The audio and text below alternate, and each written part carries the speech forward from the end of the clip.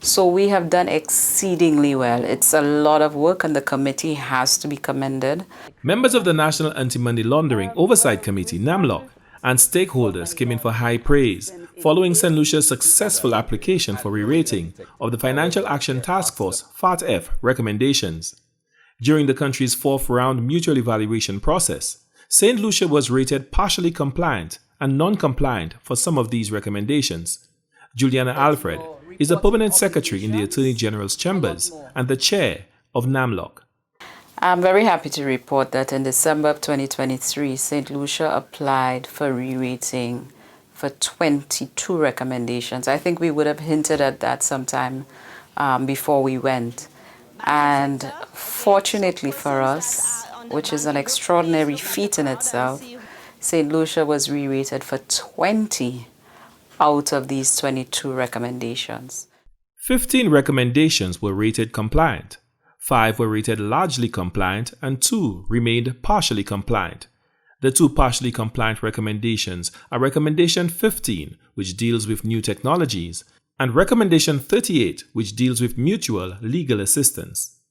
But overall, I think NAMLOC is very happy with the progress we've made. It was quite a bit of pressure. I think people would have remembered the legislation that we would have had to amend and to pass, whether it be the Anti-Terrorism or Companies Act or money laundering legislation. And we also introduced virtual assets. So it was quite a lot. And of course, we did the National Risk Assessment, which gave us a nice overview of St. Lucia's risk profile. NAMLOC remains vigilant in monitoring the efforts of agencies to address the outstanding deficiencies as the country prepares for the 5th round mutual evaluation report. St. Lucia will be assessed for effectiveness moving forward.